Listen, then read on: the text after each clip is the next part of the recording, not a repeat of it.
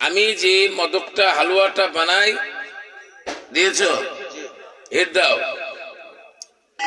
আমি যে জিনিসটা বানাই এই যে দেখতেছেন 244 প্রকারের জিনিস।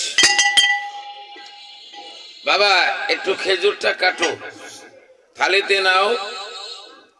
প্রথমে দিব খেজুর, পুষ্টিকর। আর আপনারা ঘুম থেকে উঠে আজকে একটা দাঁতের কথা বলি, ডেন্টালিস্ট নাকি দাঁত নিয়ে আলোচনা করব। কতক্ষণ না কেন আপনারা ঘুম থেকে উঠে কিন্তু ব্রাশ নেন নাকি? নেবেন না? বলবেন কেন নেবেন না? ব্যাখ্যা আছে। ব্যাখ্যা ছাড়া তো আমি অব্যাখ্যা দেব না, ভুল তথ্য দেব না। এই যে আমরা ঘুম থেকে উঠে যে আমাদের ভিতরে লালাটা থাকে, এটা কঠিন গ্যাস্ট্রিকের উপকার। বলবেন কিসের উপকার? গ্যাস্ট্রিকের। কোন এখানে ডাক্তার এমবিবিএস এফসিবিএস আপার সিএস থাকতে পারে। আপনার গিন্নি যদি থাকে অথবা ছেলে মেয়ে যদি থাকে, তাকে বলবেন একটু গরম পানি করে নিতে। কুসুম গরম পানি করে নিয়ে আপনি ওই পানিটা খেয়ে নেবেন। জীবনে যদি আপনার গ্যাস্ট্রিক হয় তো আমি আপনাকে পুরস্কার দিয়ে দেব, গ্যাস কিন্তু থাকবে না। হ্যাঁ, আপনি সারা দিনের ভিতরে একবার মেসওয়াক করতে পারেন, সেটা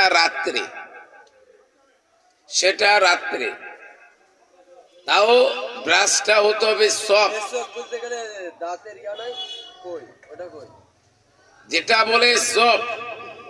এই যে ব্রাশটা নিয়ে আপনারা কিনেন, ওটা নিতে হবে সফট।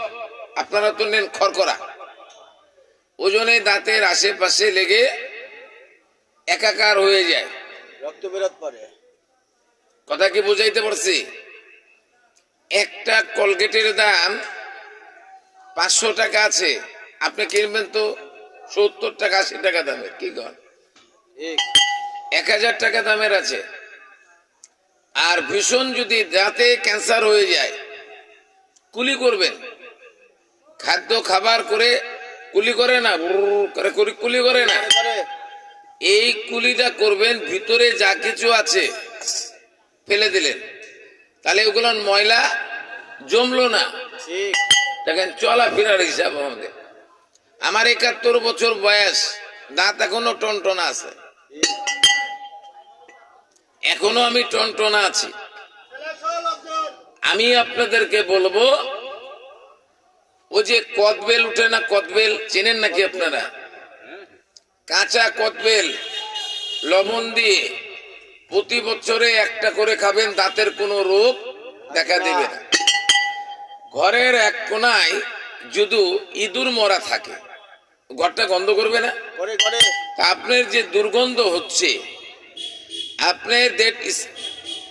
আপনার ভিতরে ইনফেকশন হয়ে আছে, তাই না? পোকায় খেয়ে নিয়েছে। তাহলে কি করবেন?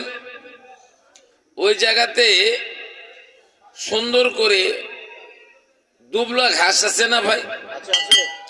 এই দুবলা ঘাস আপনারা নেবেন। আর একটা কথা বলি, আমি একটা প্রোডাক্ট, আমার কাছে পাতা আছে, পাথর কুচির পাতা চেনেন নাকি আপনারা? যত বড়ই আপনার পাথর থাকুক না কেন, চলে যাবে। একটা মেয়ে এসে আমাকে বলল যে দাদা আমার তো 6/4 হয়ে গেছে পাথর, কিডনি নিয়ে আক্রান্ত। আমি ওকে ফার্স্টে ট্রিটমেন্ট দিলাম, হাত পা সব ফুলে গেছে, সিমটম, কিডনি সিমটম এগুলো। তো আমি ওকে বললাম যে দেখেন, আপনি পাথরকুচির পাতা তুলে তুলে আপনি খান, আল্লাহ রহমত সেরে গেল। চিন্তা করছেন? তো আপনারা কিছু হলেই মানে আর বাঁচবে না, আর ইয়ে হবে না। এই মরণের মালিক কে? আল্লাহ না? হায়াত যতদিন আছে ততদিন আপনার পাশে আল্লাহ নিয়ামত দিয়ে রাখছে, এটা চিনতে হবে, এটা জানতে হবে। 1 নম্বর চলে গেল।